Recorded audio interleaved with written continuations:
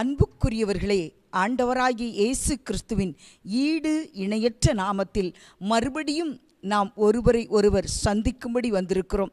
இந்த சந்திப்பு ஒரு மீட்பின் வல்லமையை கொண்டு வருகிறது. ஒருவரை ஒருவர் கர்த்தருடைய பிள்ளைகள் சந்திக்கும் பொழுது கிறிஸ்துவை குறித்த மகிழ்ச்சி, கிறிஸ்துவினால் உண்டாகிற மகிழ்ச்சி அவருடைய இருதயங்களை ஆட்கொள்ளுகிறபடியினால் அதனால் உண்டாகிற சந்தோஷம் மிகவும் மேன்மையை நமக்கு கொடுக்கிறது. ஒரு நிமிடம் கண்களை மூடி நம்ம ஜெபிக்கலாமா? ஆவியானவருடைய ஆளுகை உண்டாகட்டும். எங்கள் அன்பின் பரலோக தகப்பனே, இனிமையான இந்த வேளைக்காக உமக்கு நாங்கள் நன்றி செலுத்துகிறோம். மென்மையான பரிசுத்த ஆவியானவர் எங்களை சூழ்ந்து கொள்ளுங்கப்பா. எங்கள் செவிகள் திறக்கப்படட்டும். கர்த்தாவே, சொல்லும் அடியேன் கேட்கிறேன் என்று சொல்லி ஒவ்வொரு செய்திகளை நாங்கள் கேட்கும் பொழுதும் இந்த ஜெபத்தோடு கூட கேட்பதற்கு கர்த்தர் எங்களுக்கு கிருபைகளை கொடுங்கப்பா. ஆண்டவரே, உங்கள் நாமம் எங்கள் நிமித்தமாய் மகிமை அடையணும் ராஜா. இதை தவிர இந்த பூமியில் தேவனுக்கு வேறொரு சித்தமும் இல்லை என்று நாங்கள் அறிந்திருக்கிறோம். ஆண்டவரே, அதற்கு ஒவ்வொருவரையும் கர்த்தர் நீர் அனுதினமும் தகுதிப்படுத்துகிற தேவன். அப்படியாய் எங்களை நீரே தகுதிப்படுத்துகிறபடினால் எங்கள் கிரியைகளினால் நாங்கள் கஷ்டப்பட்டு இனி ஒரு தியாகம் செய்து எதையும் சம்பாதிக்க வேண்டும் என்ற அவசியம் இல்லாதபடி சிலுவையிலே அத்தனையும் நீர் எங்களுக்காக நீ சகித்து சம்பாதித்து வைத்திருக்கிறீர். அந்த மீட்பின் ஜெயத்தை அனுபவிப்பதற்கு அப்பா கர்த்தர் அந்த கிருபைகளை நீர் எங்கள் மேல் பலமாய் இந்த வேளையில் ஊற்றுவீராக.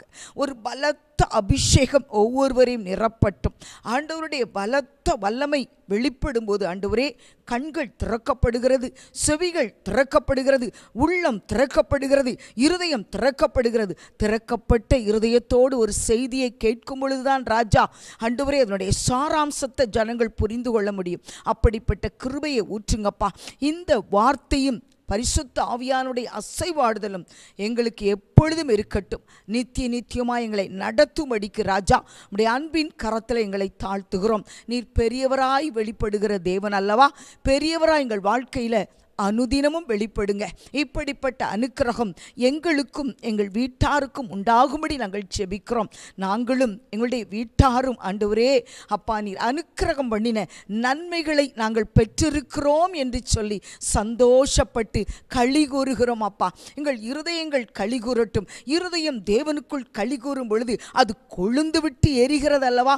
அதுதான் தேவனுடைய அக்கினியாக இருக்கிறது. அப்படிப்பட்ட ஒரு அக்கினி அபிஷேகத்தினால் நிரப்புங்க. ஆவியானவர் ஆட்கொள்ளுங்க. மென்மையான பரிசுத்த ஆவியானவர் எங்கள் செவிகளை திறந்து கேட்க பண்ணுங்கப்பா.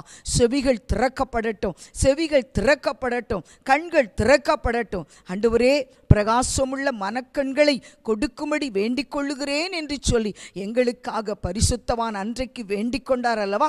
அந்த வேண்டுதலின்படி அப்பா திறக்கப்பட்ட அனுபவத்தோடு கூட கிறிஸ்துவை அறிந்து கொள்ளுகிற தாகத்தோடு கூட ஒவ்வொருவரும் ஆண்டவரே வந்து அமர்ந்து கொள்ள இந்த செய்தியை கேட்க கர்த்தர் கிருபை கொடுங்க. பலத்தினால் இடை கட்டுங்க. பரிசுத்த ஆவியானவர் அசைவாடுங்க. ஆண்டவருடைய நாம மாத்திரம் மகிமைப்படட்டும். இயேசு கிறிஸ்துவின் நாமத்தில் இந்த ஜெபத்தை ஏறெடுக்கிற நல்ல பிதாவே, ஆமென், ஆமென். பொதுவாக கிறிஸ்தவ வாழ்க்கையில் எல்லாருக்கும் ஒரு எண்ணம் இருக்கும், நான் தேவ சித்தத்தின்படி செய்ய வேண்டும், நான் தேவ சித்தத்தின்படி வாழ வேண்டும். எத்தனை பேர் அதற்காக நம்ம டைம் எடுத்து ஜெபித்து கொண்டு இருக்கிறோம்? கர்த்தர் அதை கேட்கிறவர். என்றென்றைக்கும் நம்முடைய இருதயத்தின் உள்ளத்தில் அந்த தோன்றுகிற அந்த வாஞ்சைகளை, அந்த விருப்பங்களை அறிந்தவர் நமக்குள்ளே வாழ்ந்து கொண்டு இருக்கிறார். இந்த மேலான எண்ணம் நமக்குள்ளே இருக்கும் பொழுது தேவ சித்தம் என்பது நம்மை விட்டு தள்ளி போகாது. நம்முடைய வாழுகிற வாழ்க்கையே தேவ சித்தமாய் மாறி போகும். காரணம் என்னன்னா, எனக்குள்ளாய் வாழ்கிறவர், என்னோடு கூட இருக்கிறவர், என்னோடு பேசுகிறவர், அசையும் போது அவர் அசைகிறவர், நான் நடக்கும்போது நடக்கிறவர், நான் படுக்கும்போது என்னோடு படுக்கிறவர் என்று சொல்லி அவரோடு கூட அந்த ஆழமான உறவுக்குள் போகிறவர்கள் தேவ சித்தத்தின்படி அனுதினமும் வாழ்கிறவர்களாய்த்தான் இருக்க வேண்டும். இப்படித்தான் நாம் அறிந்த பவுல் அப்போஸ்தலன் தேவனுடைய சித்தத்தின்படியே தன்னுடைய வாழ்க்கையை நடத்தி கொண்டு வந்தவர். அவர் ஒரு நாள் நிறைய கடிதங்களை அவர் எழுதியிருக்கிறார். நம்ம பார்த்துருக்குறோம். கொரிந்தியருக்கு எழுதியிருக்கிறார், பிலிப்பியர், எபேசியர், கலாத்தியர் என்று சொல்லி நிறைய நிருபங்களை அவர் எழுதியிருக்கிறார். இன்றைக்கு நம்ம ஒரு நிருபத்தை பற்றி பார்க்க போகிறோம். ஒரே ஒரு பக்கம்தான் பைபிளில் கொடுக்கப்பட்டு இருக்கிறது, பிலமோனுக்கு எழுதிய நிருபம். இதில் பவுல் அப்போஸ்தலன் என்ன எழுதியிருக்கிறார் என்று சொல்லி நாம் பார்க்கும் பொழுது மிகவும் அருமையான வார்த்தைகளும் வசனங்களும் நம்முடைய இருதயத்தை அப்படியே திறக்கிறதா இருக்கிறது. அதில் பல வசனங்கள் இருக்கிறது. இன்றைக்குரிய செய்தியில் சாராம்சமாக எத்தனை வசனங்களை நம்ம பார்க்க முடியுமோ அத்தனையும் நம்ம பார்க்க போகிறோம். ஹல்லேலூயா, ஹல்லேலூயா. அதாவது புல் உலரும் பூ உதிரும், கர்த்தருடைய வசனமோ என்றென்றைக்கும் நிலைத்திருக்கும். அப்போ வாழ்க்கையில் என்றென்றைக்கும் நிலைத்திருக்கக்கூடியது ஒன்று இருக்கிறது, அது கர்த்தருடைய வசனம். அந்த வார்த்தை உள்ளே இருக்கும் பொழுது, அந்த வசனம் நமக்குள்ளே தங்கி இருக்கும் பொழுது நாம் என்றென்றைக்கும் வாழ முடியும். நம்முடைய வாழ்க்கையை தடுப்பதற்கு யாருக்கும் அதிகாரம் இல்லை. ஹல்லேலூயா. அந்த சித்தத்தை வைத்து ஒரு அழகான பக்தன் பாடின ஒரு பாடல் என் மனதுக்குள்ளே வந்து கொண்டு இருக்கிறபடினால அந்த பாடலை ஒரு விசை ஒரு 2 ஸ்டான்ஸை நம்ம பாடிடுவோமா? நம்முடைய எஜமானை பார்த்து பாடுகிற பாடல். எஜமானனே என் இயேசு ராஜனே, எண்ணமெல்லாம் ஏக்கமெல்லாம் உம் சித்தம் செய்வதுதானே. என் எண்ணமெல்லாம் என் ஏக்கமெல்லாம் உம் சித்தம் செய்வதுதானே. எஜமானனே எஜமானனே என் இயேசு ராஜனே. அடிக்கடி தலைவா, எஜமானனே, என்னை ஆள்கிறவரே என்று நாம் அழைத்து பார்க்கும் பொழுது அது ஒரு உன்னதமான நிலையை நமக்கு உணர்த்துகிறது. காரணம் என்ன? நான் வேற யாருக்காகவும் இந்த பூமியில் வாழலை, அவருக்காகவே வாழ்கிறேன். இப்படித்தான் பவுல் அப்போஸ்தலன் வாழ்ந்தார். பவுல் அப்போஸ்தலனுடைய வாழ்க்கை முற்றிலும் முழுவதும் கிறிஸ்துவுக்குள்ளாக இருந்தது. கிறிஸ்துவுக்குள் கிறிஸ்துவுக்குள் கிறிஸ்துவுக்குள் என்று அடிக்கடி அவர் எழுதியிருக்கிற வார்த்தைகளை நம்ம படித்திருக்கிறோம் இல்லையா? நம்முடைய வாழ்க்கை கிறிஸ்துவுக்குள் இருக்கிறதா, இல்லை கிறிஸ்துவை விட்டு கொஞ்சம் வெளியே வந்திருக்கிறதா? வெளியே உள்ள ஜனங்களை பார்க்கும் பொழுது நாமளும் கிறிஸ்துவை விட்டு என்ன செஞ்சிடறோம்? வெளியே வந்துடுறோம். அவங்க தான் அப்படி இருக்கிறாங்க, அவங்களும் கிறிஸ்தவர்கள் தான். கிறிஸ்தவர்கள் என்ற போர்வையில் வாழ்கிற மாய்மால கிறிஸ்தவ வாழ்க்கை நமக்கு அவசியமில்லை. அன்புக்குரியவர்களே, என்றைக்கும் மாய்மாலத்திற்கும் உண்மைக்கும் வித்தியாசம் தேவ சமூகத்தில் வந்துவிடும்.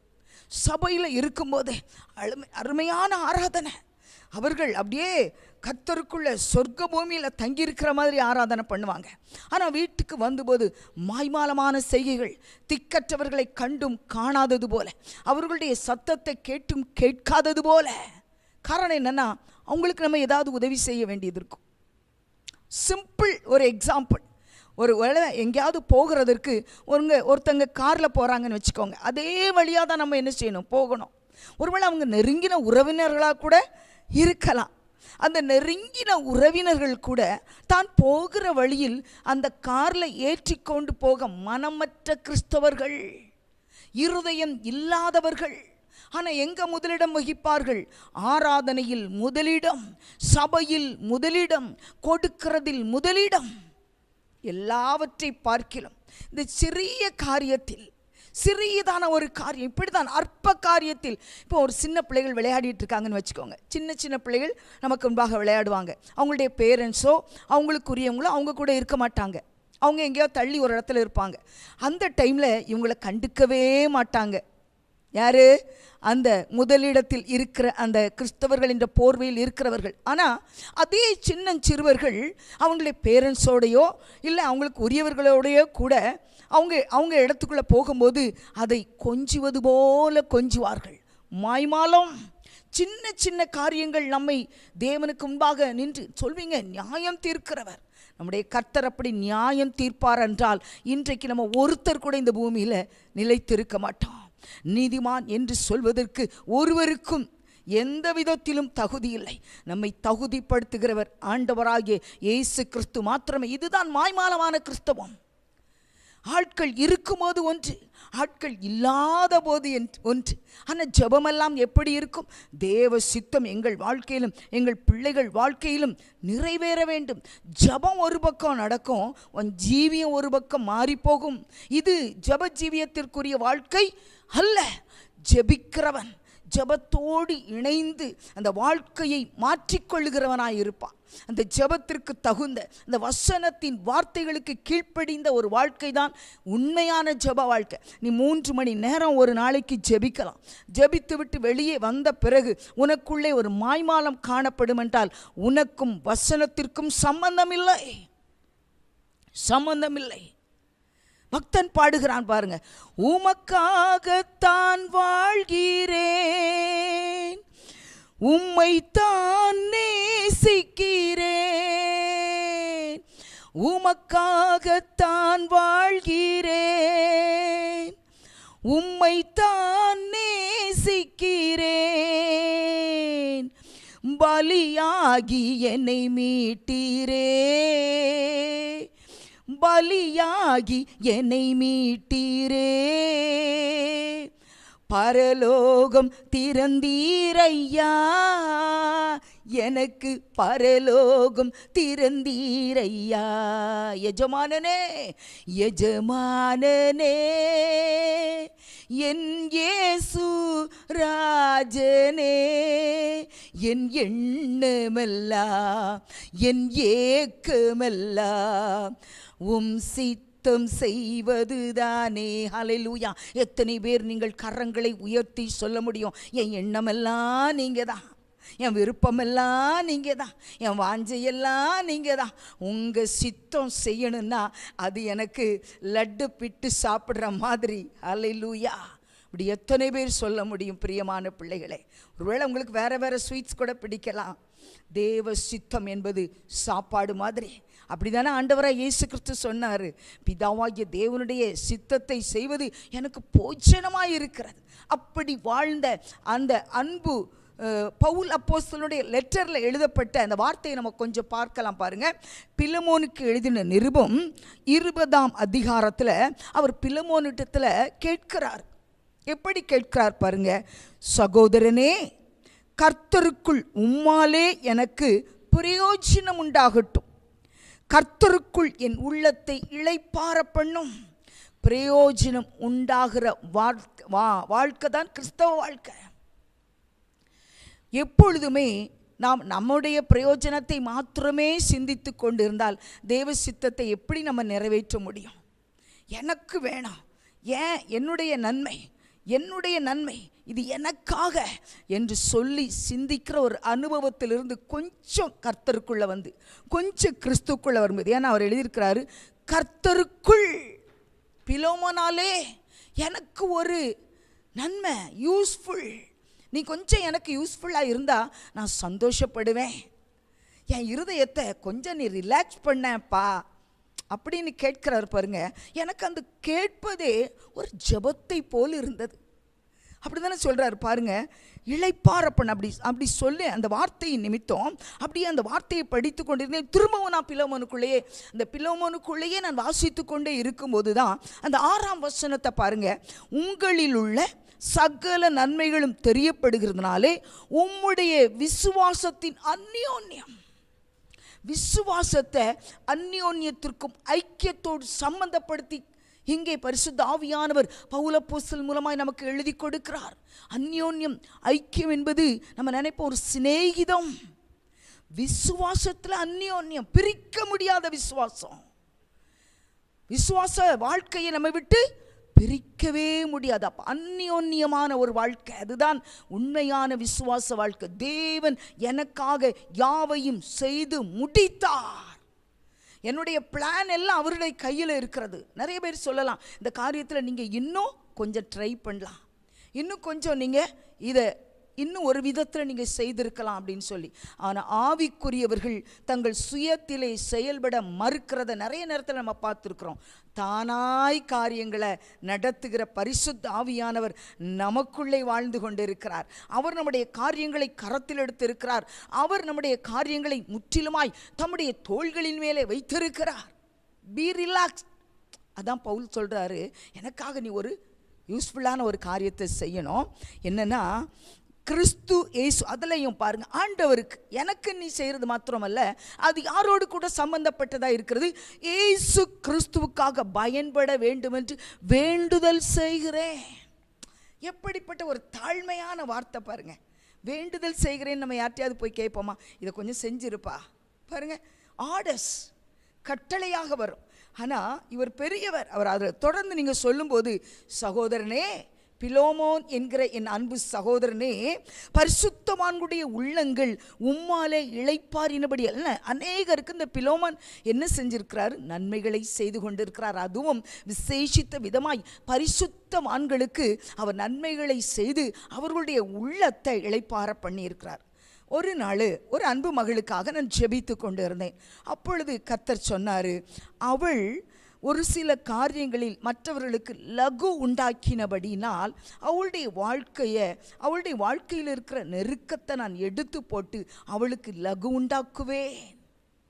எப்படி ஆண்டவரே என்று நான் தேவ சமூகத்தில் கேட்ட பொழுது கர்த்தர் சொன்ன பதில் என்ன தெரியுமா, அவள் சிலருடைய தேவைகளை அவள் தன்னுடைய பணத்தின் நிமித்தமாய் சந்தித்தாள். நெருக்கத்தில் இருக்கிறவர்கள் பணமுட கடன் என்ற வேதனை, அப்போ அவங்களுக்கு அவள் உதவி செய்கிறாள். அவங்க கடன் இருக்குன்னு தெரியாமலே என்ன பண்ணியிருக்கிறா, அவங்களுக்கு கர்த்தருடைய கிருபையினால் அந்த மகள் உதவி செய்திருக்கிறாள். அப்போ அந்த பணத்தை வைத்து அவர்கள் ஒரு பெரிய கடனை அடைத்திருக்கிறார்கள். ஆண்டவர் அந்த சகோதரியோடு பேசினது தான், அந்த சகோதரியை குறித்து பேசினது தான், அவள் இவர்களுக்கு லகு உண்டாக்கினபடினால் நான் இவளுக்கும் லகு உண்டாக்குவேன். எவ்வளவு பெரிய தேவன் பாருங்க. அப்போ இளைப்பாறுதல் என்பது ஒரு நெருக்கத்திலிருந்து விடுதலை கொடுக்கிறது. இப்போ பவுல் ஒரு நெருக்கத்தில் இருந்து இளைப்பாறுதலை கேட்கிறார் என்றால் அங்கே என்ன ஒரு ஹெல்ப் கேட்குறாரு பாருங்க.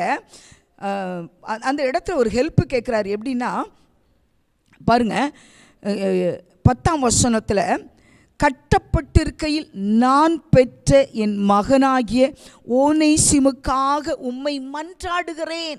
நான் சொன்னேன் பார்த்தீங்களா, ஜபத்தை போல தான், ஜபம் பண்ணுகிறது போல அவர் என்ன பண்ணுறாராம், மன்றாடுகிறேன், வேண்டுதல் செய்கிறேன். நம்ம தேவ சமூகத்தில் வேண்டுதல் செய்கிற மாதிரி இந்த பிலோமனுக்கு லெட்டர் எழுதும்போது அவ்வளவு ஒரு தாழ்மையாய் அவர் எழுதியிருக்கிறார். அது உண்மை, மாய்மாலமற்ற ஒரு வார்த்தை, உண்மையான வார்த்தை. தனக்காக கேட்கலை, தன்னுடைய அந்த பெற்ற மகன். என்னன்னா, எனக்கு இந்த வசனத்தை வாசித்த உடனே கலாத்தியர் 4ஆம் அதிகாரம் 19ஆம் வசனத்தில் பவுல் சொல்வார் பார்த்தீங்களா, என் சிறு பிள்ளைகளே, கிறிஸ்து உங்களிடத்தில் உருவாகும் அளவும் உங்களுக்காக மறுபடியும் கர்ப்ப வேதனைப்படுகிறேன். உங்களுக்குள்ள கிறிஸ்து உருவாகணும்னா நான் ஒரு கர்ப்ப வேதனையை அனுபவிச்சு தான் ஆகணும். உங்களுக்காக நான் மறுபடி ஒரு விசை கர்ப்ப வேதனைப்படுகிறேன். இந்த ஓனேசிமு அடிமையாக்கப்பட்டவன், அவன் திருடி கொண்டு ஓடி போனவன். அவனை சிறைச்சாலையில் சந்திக்கிறார். ரோமாபுரியில் சிறையில் முதல் முறையாக இருக்கும் பொழுது பவுல் அப்போஸ்தலன் சந்தித்த மகன்தான் ஓனேசிமு. அப்போ அந்த இடத்துல அவர் என்ன பண்ணியிருக்கிறாரு, கர்ப்ப வேதனைப்பட்டு கிறிஸ்துவுக்குள்ளாய் ஓனேசிமுவை அவர் உருவாக்கினார். அதுதான் கர்ப்ப வேதனை. ஒரு ஆத்துமாவை உருவாக்குறதற்கு நீங்கள் படுகிற அந்த வேதனையை குறித்து தான் கர்ப்ப வேதனை என்று சொல்லுகிறார். ஒருவேளை ஆண்டவரே, என் வீட்டில் என் கணவர் ரட்சிக்கப்படலை, என் பிள்ளைகள் ரட்சிக்கப்படலைன்னு சொல்லி அநேக தாய்மார்கள், மனைவிமார்கள் நீங்கள் உபவாசத்தோடும் ஜபத்திலும் வேண்டுதலிலும் தரித்திருப்பீர்கள். கர்த்தர் உங்களுக்கு ஆதரவான வார்த்தையைத்தான் கொடுக்கிறார். தேவன் உங்கள் மன விருப்பங்களை நிறைவேற்றுகிற கர்த்தர். என்றைக்குமே கர்த்தர் ஜபத்தை தள்ளிவிட்டு போகிற தேவன் அல்ல. அவர் ரட்சிக்கிறதற்கு தயை பெருத்தவர். நீங்கள் தேவ சமூகத்தில் அமர்ந்து சொல்ல மாத்திரம்தான் செய்யணும். நீங்கள் ஒன்றுக்கும் கவலைப்படாமல் எல்லாவற்றையும் குறித்த உங்கள் விண்ணப்பங்களை ஸ்தோத்திரத்தோடு கூடிய ஜபத்தினாலும் வேண்டுதலினாலும் தேவனுக்கு தெரியப்படுத்துங்கள். அவ்வளோதான். உனக்கு ஒரே ஒரு வேலை, தெரியப்படுத்துகிற வேலையை மாத்திரம்தான் கொடுத்துருக்கிறேன். நீ தெரியப்படுத்திட்டனா போதும். அவர் என்ன செய்வார், ரட்சிப்பு கர்த்தருடையது, அவர் நிச்சயமாய் ரட்சிப்பார். நாம் ரட்சிக்க முடியாது. நாம் அவர்களுடைய ரட்சிப்புக்காக நீங்களோ நானோ பாடுபடலை, ரத்தம் சிந்தலை. ரத்தம் சிந்தினவர் ஆண்டவராய் இயேசு கிறிஸ்து மாத்திரமே. பாருங்க, இங்கே பவுல் அப்போஸ்தலன் ஓனேசிமுக்காக, ஓனேசிமு என்றால் உபயோகம் உள்ளவன் என்று பொருள். அவன் எப்படிப்பட்டவனா? பிரயோஜனம் உள்ளவன் தான். இவர் எழுதினார் பிரயோஜனப்படும்படிக்கு. அவர் எழுதுகிறார் பாருங்க, முன்னே அவன் உமக்கு பிரயோஜனம் இல்லாதவன், இப்பொழுதோ உமக்கும் எனக்கும் பிரயோஜனம் உள்ளவன். ஆனால் இப்போ அவன் மாறிட்டான். எனக்கும் அவன் யூஸ்ஃபுல்லாக இருக்கிறான், உங்களுக்கும் அவன் யூஸ்ஃபுல்லாக தான் இருப்பான். அந்த பவுல் அப்போஸ்தலனுடைய லெட்டர் எப்படி இருக்குதுன்னா, ஒரு மனுஷனுடைய வாழ்க்கை கட்டப்பட வேண்டும். இன்றைக்கு நீங்கள் எத்தனை பேருக்கு பிரயோஜனம் உள்ளவர்களாய் வாழ்ந்து கொண்டு இருக்கிறீர்கள்? உங்கள் வார்த்தைகள் எத்தனை பேருடைய வாழ்க்கையை கட்டி கொண்டு இருக்கிறது, இல்லை இடிக்கிறது? உங்கள் வாயின் வார்த்தைகள் அநேகருடைய வாழ்க்கையை இடிக்கலாம், இல்லை கட்டலாம். எதை நீங்கள் செலக்ட் பண்ண போகிறீங்க? புத்தியுள்ள ஸ்திரீ தன் வீட்டை கட்டுகிறாள், பிரயோஜனமானதை செய்கிறாள். ஸ்திரீயானவள் நீதிமொழிகள் 36ஆம் வசனத்தில் எழுதப்பட்டு இருக்கிறது, அவள் பிரயோஜனமானதை செய்கிறாள், அவள் விளக்கு இரவிலே அணையாதிருக்கும். பிரயோஜனமானது எது? இன்றைக்கு ஒரு தெளிவுக்குள்ளாய் வருவோம். மற்றவர்களுக்கு எது பிரயோஜனம், எது யூஸ்ஃபுல்? பவுல் அப்போஸ்தலன் கேட்கிறாரு பிலோமோனிட்ட, கட்டாயம் இந்த ஓனேசிமை நீ ஒரு பிள்ளையை போல. எப்படி சொல்கிறாருன்னா, அவனை நான் உம்மிடத்துக்கு அனுப்புகிறேன், நான் அவனை உங்ககிட்ட அனுப்புகிறேன், என் உள்ளம் போல் இருக்கிற அவனை நீர் ஏற்றுக்கொள்ளும். கள்ளனாய் இருந்தவன், தொல்லை கொடுத்தவன், இப்போ யாருக்கு உள்ளமாய் மாறிவிட்டார் பாருங்க. பவுல் அப்போஸ்தலனுடைய உள்ளமாய் மாறிவிட்டவன். ஆண்டவராய் இயேசு கிறிஸ்துவும் சிலுவையில் அறையப்பட்ட பொழுது ஒரு பக்கத்தில் நின்ற கள்ளனுக்கு அவர் என்ன சொன்னார்? இன்றைக்கு நீ என்னுடனே கூட பரதீசில் இருப்பார். எப்பேற்பட்ட அன்பின் தகப்பன் அவர், உயர்ந்தவர் அவர். அந்த உயர்ந்த தேவன் தான் சொன்னார். அந்த கள்ளனுடைய கள்ளத்தனத்தை அவர் உடனே மன்னிச்சிட்டார். ஹல்லேலூயா. இந்த பவுல் அப்போஸ்தலனை பாருங்க, கள்ளம் கபடம் உள்ளவர்களை கர்த்தரிடத்தில் இழுக்கிற ஒரு காந்த சக்தி உள்ளவராய் அந்த அப்போஸ்தலனாகிய பவுல் காணப்பட்டார். அதனால தான் அவர் சொல்றாரு, பிரயோஜனப்படும்படிக்கு. கர்த்தருக்குள்ள எனக்கு அவன் பிரயோஜனம் உள்ளவன், உங்களுக்கு அவன் பிரயோஜனம் உள்ளவனா இருக்கும்படி ஓனேசிமை பிலோமோனே உன்கிட்ட அனுப்புகிறேன்ப்பா, நீ என்ன நினைக்கிற அப்படின்னு சொல்லி அவர் அசால்ட்டாக கேட்கலை. அவர் சொல்கிறாரு, அவருடைய வயதுக்கும் அவருடைய அனுபவத்துக்கும் அவர் வேண்டுகிறேன் மன்றாடுகிறேன்லாம் கேட்கணும்னு அவசியமே இல்லை. அவருடைய தாழ்மையை அது காண்பிக்கிறது. இது மாய்மாலம் அல்ல. மறுபடி சொல்லுகிறேன், கிறிஸ்தவ வாழ்க்கையில் இருக்கிற மாய்மானமான வார்த்தைகள் எல்லாம் நீங்கட்டும் இயேசு கிறிஸ்துவின் நாமத்தினால. பார்க்கும்போது ஒன்று, பாராத போது ஒன்று அல்ல. எப்பொழுதுமே ஒரே மனமுடையவர்களாய் உண்மை உள்ளவர்களாய் வாழ வேண்டும். பாருங்க, அதில் இந்த பிலோமோனில் 9ஆம் வசனத்தில் அவர் சொல்கிறாரு, நீ செய்யத்தக்கதை உமக்கு கட்டளையிடும்படிக்கு கிறிஸ்துவுக்குள் நான் துணியத்தக்கவனாய் இருந்தாலும் அப்படி செய்யாமல் அன்பின் நிமித்தம் மன்றாடுகிறேன். மேலான ஒரு கிறிஸ்துவின் அன்பு இவருக்குள்ளே ஊற்றப்பட்டிருந்தது.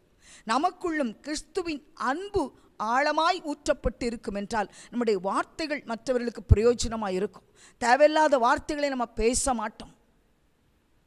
தேவையில்லாத வார்த்தைகள், பரிகாசம் பண்ணுகிற வார்த்தைகள், மற்றவர்களை வெட்கத்திற்குட்பட பண்ணுகிற வார்த்தைகள், மற்றவர்களுடைய குறைகளை சொல்லி காண்பிக்கிற வார்த்தைகள், இதெல்லாம் மற்றவங்களை இடித்து போட்டுருங்க.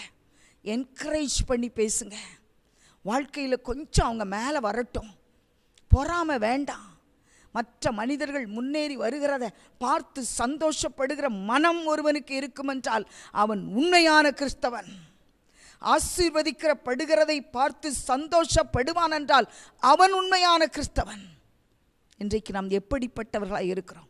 பவுல் அப்போஸ்தலனை போல, ஓனேசிமை போல பிள்ளைகளை பெறுவதற்கு கர்ப்பவேதனைப்படுகிறவர்களாக இருக்கிறோமா? கொஞ்சம் கஷ்டம் வந்தாலும் அதை விட்டுட்டு ஓடிடணுங்கிற எண்ணத்தோடு இருக்கிறோமா? நான் உங்களுக்கு பிரயோஜனம் உள்ளதை போதித்து என்று கர்த்தர் சொல்லுகிறார். எப்பொழுதுமே ஆண்டவராய் இயேசு கிறிஸ்து யூஸ்ஃபுல்லான விஷயத்தை மாத்திரம்தான் பேசுகிறவர். சும்மா பேசுகிற தேவன் அல்ல அவர். அவர் மிகவும் நல்லவர். அவருடைய வழித்தடத்தை நாம் பற்றுவோமா? பவுலப்போஸ்தலன் பற்றி பிடித்து கொண்டது போல இன்றைக்கும் பிரியமான பிள்ளைகளை, நீங்களும் நானும் அவருடைய வழித்தடத்தில் நடக்கிறவர்களாய், நாடோறும் அவருக்குள்ளாய், அவருடைய செய்கைக்குள்ளாய் நம்மை ஒப்பு கொடுப்போம். கர்த்தர் அப்படிப்பட்ட கிருபைகளை நமக்கு ஊற்றுவாராக. ஜெபிப்போம். எஜமானனே, உமக்கு கீழ்ப்படுகிற நல்ல வேலைக்காரர்களாய், நல்ல வேலைக்காரிகளாய், நல்ல பணிவிடைக்காரர்களாய் நாங்கள் வாழும்படிக்கு அப்பா, தேவனுடைய திருச்சித்தத்தை நாள்தோறும் எங்கள் வாழ்க்கையில் நாங்கள் நிறைவேற்றும்படிக்கு அப்பா, நீர் எங்களோடு கூட ஒன்றரை கலந்திருக்கிறீர் என்பதை நாங்கள் எங்கள் வாழ்க்கையில் செயல்படுத்தி காண்பிக்கும்படிக்கு ஆண்டவரே கர்த்தர் எங்களை வழி நடத்துங்கப்பா. உடைய திவ்ய சுபாவத்துக்கு நாங்கள் பங்குள்ளவர்களாக இருக்கும்படிக்கு ராஜா அந்த கிருபை எங்கள் மேலே ஊற்றுங்கப்பா. கிருபை ஊற்றப்படட்டும். தெய்வீக சமாதானம் ஒவ்வொருவரையும் சூழ்ந்து கொள்ளட்டும். நசரேயனாகிய இயேசு கிறிஸ்துவின் நாமத்தில் பிதாவே, ஆமென், ஆமென். ஹல்லேலூயா.